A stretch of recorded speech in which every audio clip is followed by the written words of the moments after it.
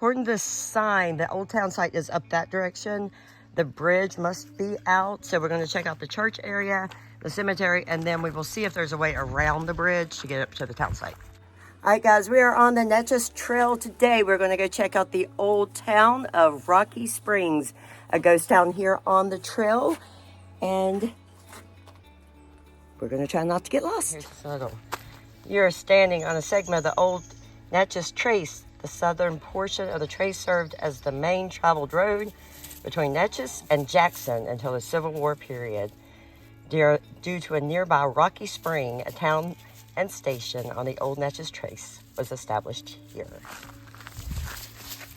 Okay, before we get totally started into this video, just want to say we did research the area before we came, and everything said it was a nice, easy hike from the campsite to the Rocky Springs historic site. So we were expecting to go down the trail behind. I'm assuming you probably can, but there is an easier way. When you come off the Natchez Trace Parkway into the campsite, you go to the right for the campsite, and it circles you around one way to go around the 22 sites. However, instead of going to the right for the campsites, if you go straight up that hill, then you come up to this beautiful picnic area first, and then up to a parking area. Now, there is a map, which I'll insert. But you all know how well we read maps. So it has taken us well over a week since we've been here to figure out how to get here without getting lost. So anyway, without further ado, let's head up the hill and get to the Rocky Springs historic site. Called the Rocky Springs by early travelers, the town later became Rocky Springs. A rural community covering about 25 square miles, settlement of the area began in the late 1790s and continued until about 1860. Reaching a peak of approximately 2,600 people, several businesses were established at the different times. Among them, carpenters, wheelwrights, a well digger, a cabinet maker, cotton gin maker, and blacksmith. Excuse the shaky images of these as the dogs are trying to pull us along. They're very excited to be on this trail today. Watch them go. Hello, puppies.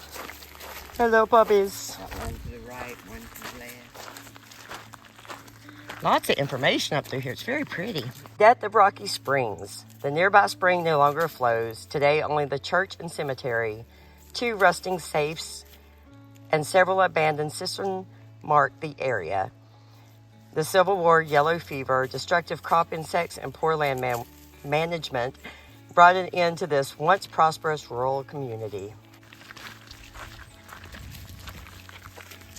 Come on, baby. Oh, Bellamy says it's break time. During the 4 years that the Civil War raged, many areas in both North and South would experience its devastation. A letter written in 1863 stated, "My slaves, horses, and mules are carried off, my fences torn down, and my crops destroyed." Almost got nervous because there's a fork in the road, but one says keep out, so we know we're good. It's just kind of sad because there's some signage up there, but that's okay. Where you going, buddy? Where you going? 1937. Church was established in 1835. I think so. See, the church was built in 1837, you said? Now they do, I believe it's the last Sunday of every month, still have a service here. Okay, we're just going to check out some of these. She's going to keep the puppies out here so we don't disrupt the sanctuary of the cemetery.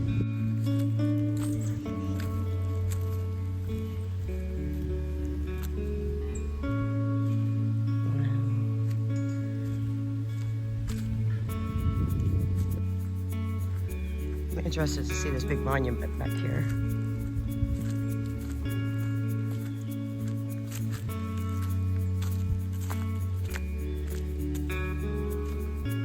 "81 years old. Wow, what a life."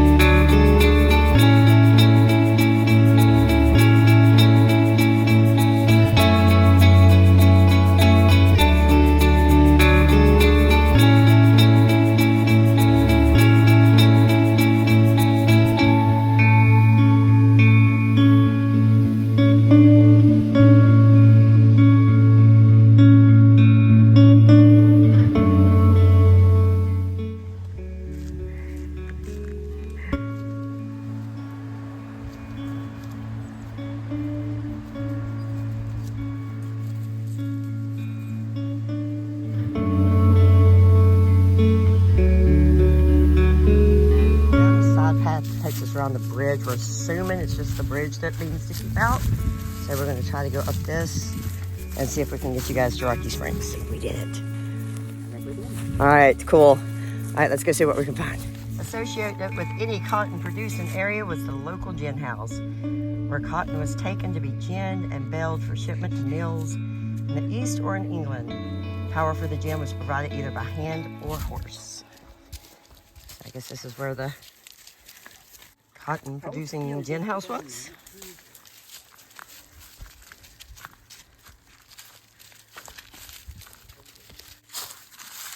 This is pretty cool back here. Especially since it feels like we're not supposed to be here. Okay, what we got here? I mean, it's hard to believe that 2,600 people used to live back up in here. Okay.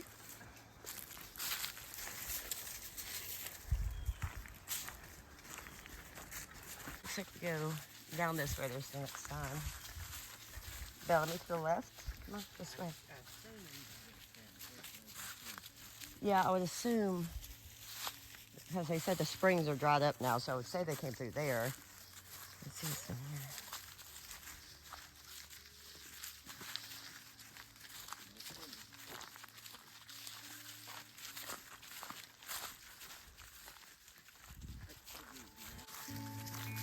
here. Okay, what is this? Oh, this must be one of the safes it was talking about. No money. No jewels. You want to come see this sign, Bellamy? You want to come show people this sign?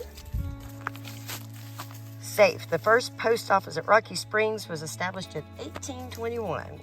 Postal receipts were listed as $82.52 in 1827, $57.06 in 1828, and $49.23 in 1830.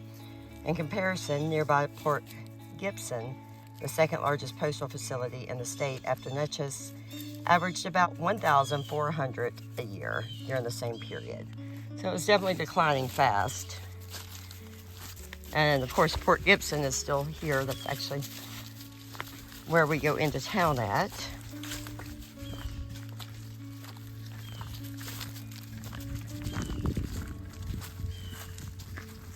What are you seeing, buddies?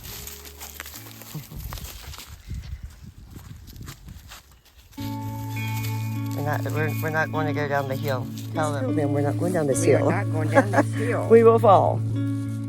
You guys could probably go without, but you got at least some. Let's get up the steps. Come on, bud. Come on, then we'll go get some treats. What's that all about? You want to go? Oh, this safe's pretty big. That's probably when they had money. Right? They're bigger on the street. And then you have the cistern here, too.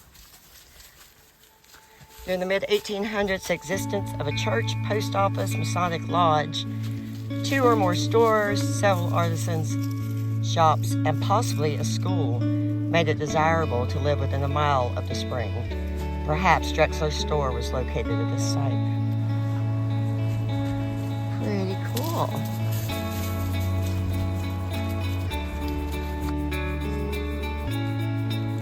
Alright, I think this takes us back to the bridge. Here's where they say you can see the signs of erosion. Erosion. From the time this land was settled in the early 1800s, few farmers practiced good soil conservation measures. After 1820, subsequent farming gave way to a plantation economy where even the hillsides were cleared and planted. Erosion scars, slow to heal, can still be seen today. Kind of the same story that happened to Providence Canyon in Georgia that we went and seen. I'll try to link that video here. Very cool. You can't hardly imagine a whole town being, I mean, they say within a mile of here. It's definitely grown up, and there's the church right from view that we just saw.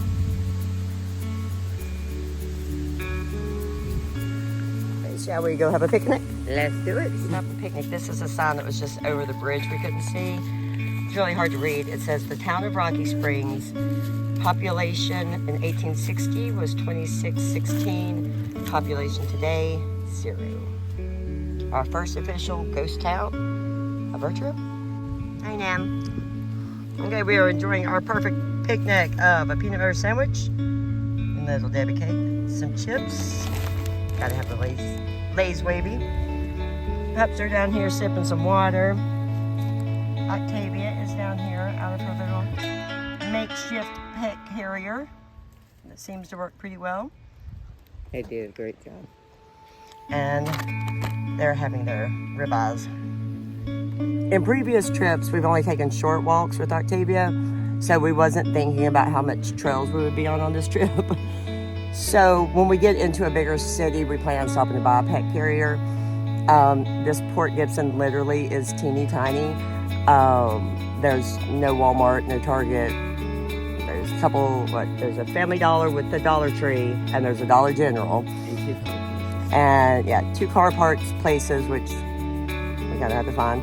And I believe 1 garage in it. But it's small. Everybody's been pretty friendly. But there's nowhere that we could find the pet carrier. And since this is our first major stop, we cut out one of our bags and we took the front door off of her kennel, which can go back on pretty easy. And that way she had the large opening. We actually have a door to the side of it. And we placed her pillow in the bottom of it so it would keep it expanded out enough so the bag wouldn't collapse on her. So, Hey, you did a great job on that, young lady. I laid in my hammock. I helped a little. You did the major. I laid in my hammock this morning just kind of staring at the kennel like, how could I make this work? Because I knew carrying the kennel was not an option. But so that's what we came up with. It worked. And of course, the USB fan that we keep in the tent, we just hooked it inside and she seemed to be just fine the whole way. Are you happy now under there? All right, guys, that's going to do it today for our first ghost town. Ghost town in On the our cross. sky. Oh, I missed that. Back in Maggie Valley. I don't know if anybody ever went. Beautiful little theme park they had. Anyway, that was our first ghost town for this cross-country trip. There will be many more, and I think I will make a compilation of some of our favorites. Just a little side note, that was a nice, easy, short trail. It was it. Our trash from our picnic, and I found the trailhead. So it's up here in the picnic area, same hill we were talking about earlier in the video. There's a trailhead. It's 2.5 miles to the falls. Now, we do not know if the falls will be flowing over because it hasn't rained since we've been here. However, we are going to take that hike probably tomorrow or the next day, and that'll be coming up in the next video. So make sure subscribe, comment, turn on the notifications so you can follow along and see what we find next on our birthday bucket list trip. Make sure you like us.